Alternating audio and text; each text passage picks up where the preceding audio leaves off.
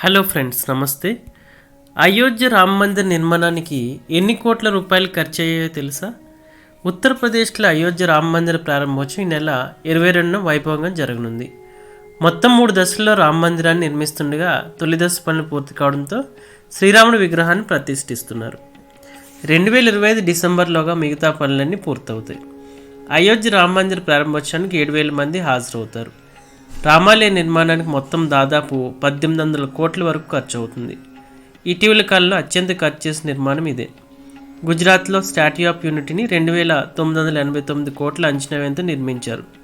కొత్త పార్లమెంట్ భవనాన్ని 836 కోట్ల అంచనాతో వ్యయంతో కట్టారు. అత్యధికంగా ఖర్చు చేసిన రెండవ కట్టడంగా అయోధ్య రామ మందిరం నిలిచింది. అయోధ్యలో ఈ నెల 22న బాలరాముడి విగ్రహ ప్రతిష్టాపన జరగనుంది. సరయూ నదీ తీరంలో ఎంతో ప్రతిష్టాత్మకంగా నిర్మించిన రామ మందిరం ప్రపంచంలో 3వ అతిపెద్ద హిందూ దేవాలయం. భారతీయ సంస్కృతి సంప్రదాయాలకు నిలువెత్తు రూపం.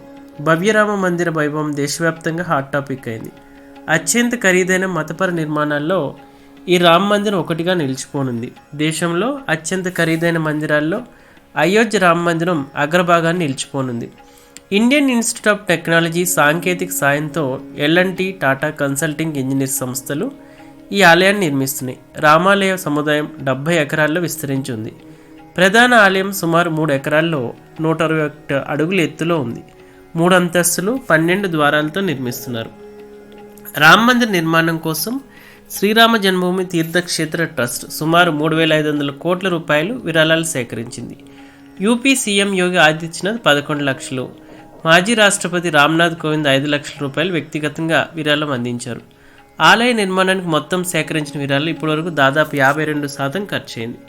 మిగతా సొమ్ము రాబోయే కాలంలో ఆలయ నిర్వహణ, ఇతర కార్యకలాపాలకు ట్రస్ట్ వినియోగించనుంది. ఆలయంతో పాటు అయోధ్యలో మౌలిక సదుపాయాల అభివృద్ధి కోసం కూడా ఈ విరాళాల నుంచి కొంత భాగం ఖర్చు చేస్తున్నారు. అయోధ్య రామ మందిర నిర్మాణం 1,800 కోట్ల రూపాయల అంచనాతో చేపట్టారు. అయితే ప్రస్తుతం 22న రాముడి విగ్రహం ప్రతిష్టాపన జరగనుంది.